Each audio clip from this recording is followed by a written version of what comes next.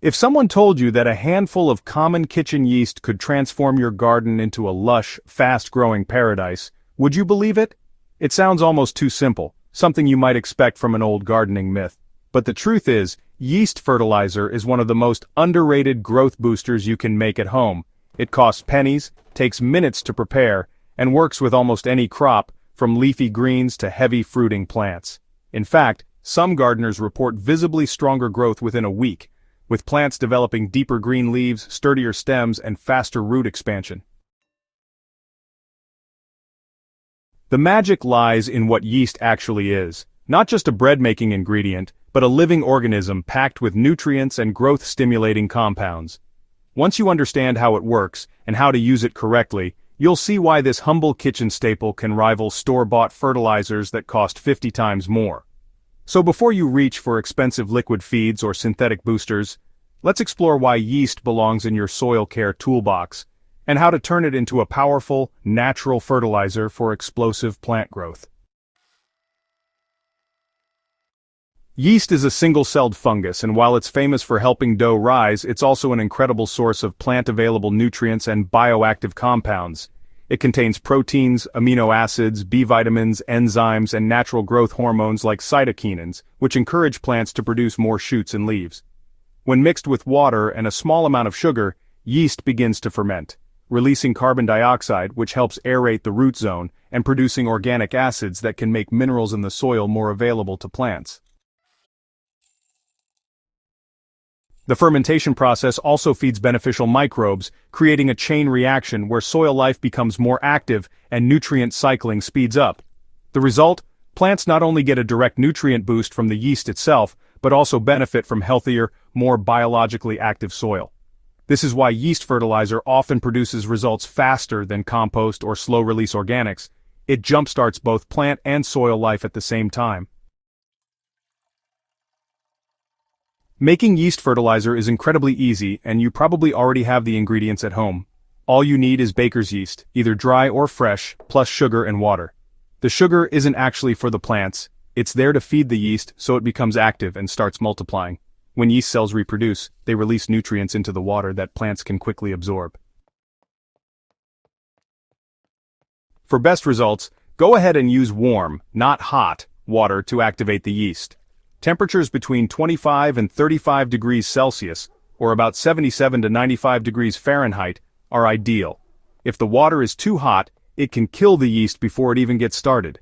And if you only have cold water, that's okay. It will still work, but the fermentation will just take a bit longer. To prepare a standard batch, dissolve 1 teaspoon of dry yeast in 1 liter of warm water, then stir in 1 teaspoon of sugar. Let the mixture sit in a warm place for at least 2 hours to allow the yeast to fully activate and start bubbling. This bubbling is a sign that the yeast is alive and producing carbon dioxide. Once the activation period is over, you'll want to dilute this concentrated solution by adding it to 9 liters of plain water. This dilution makes sure the mixture is gentle enough for plant roots, while still providing an effective nutrient dose. And hey, for larger gardens you can just scale up the recipe, just keep the same ratio of yeast, sugar, and water. Yeast fertilizer works best when applied during a plant's active growth phase. So that's spring and early summer for most crops, or really throughout the growing season for vegetables that are harvested regularly. All you need to do is simply water the base of each plant with the diluted mixture, making sure it soaks right into the root zone. For leafy vegetables like spinach, lettuce, and kale, it's a good idea to apply every 10 to 14 days for lush, rapid growth. For flowering and fruiting plants like tomatoes, peppers, and cucumbers, yeast fertilizer can be used every 2 to 3 weeks until the fruiting stage. After that, you'll want to switch to a more potassium-rich feed to support fruit development. So, here's something to keep in mind. Avoid applying yeast fertilizer to dry soil. It's best to water your plants lightly beforehand, just so the microbes and nutrients can move more easily through the root zone.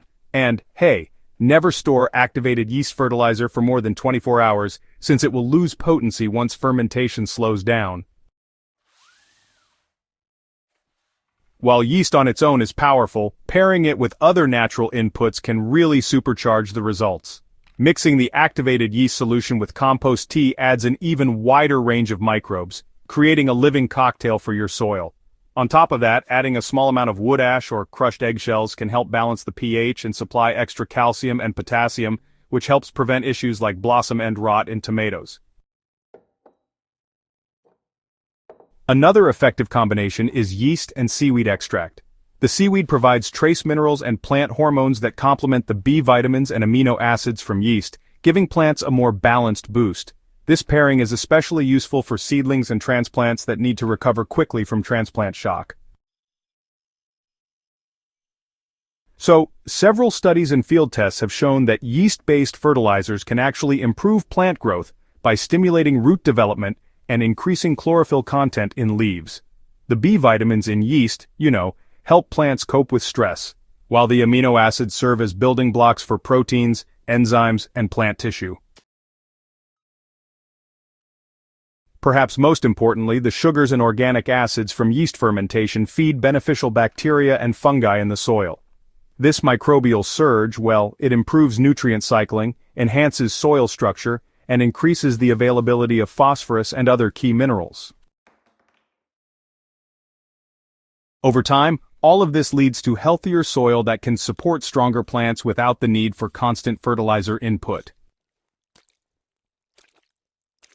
So, while yeast fertilizer is safe and natural, there are a few pitfalls you'll want to avoid. If you apply it too often or use it too strongly, you can actually end up with excess microbial activity, and that can temporarily tie up nitrogen in the soil. That's why, dilution is really important. Always make sure to water it down before you apply it. Another mistake folks sometimes make is applying yeast fertilizer to dormant plants or during very cold weather.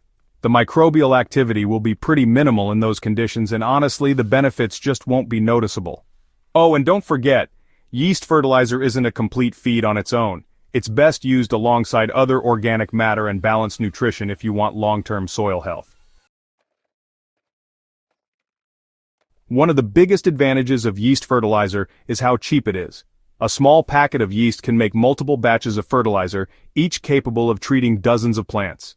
Compare that to commercial liquid fertilizers, which can be expensive and often contain synthetic chemicals that don't improve soil biology.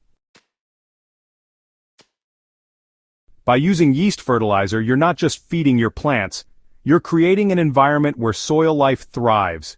This biological boost makes your soil more resilient, better at retaining moisture, and more capable of supporting high-yield crops year after year. Over time, this means less need for store-bought products and a more self-sustaining garden. In a world where gardening products are becoming more expensive and often more complicated, yeast fertilizer is refreshingly simple. It's affordable, easy to make, and proven to deliver visible results in a short time. Whether you're growing vegetables, herbs, flowers, or fruiting plants, adding this natural booster to your routine can help you achieve faster growth, healthier foliage, and better yields, without harming the environment or your budget. So the next time you're in the kitchen, look at that humble packet of yeast as more than a baking ingredient. In the garden, it's a secret weapon for plant growth that works with nature instead of against it. If you found this guide useful, be sure to subscribe to Soil Doctor and share it with fellow gardeners. The more we learn to grow better using simple natural methods, the more we can all enjoy thriving, productive gardens year after year.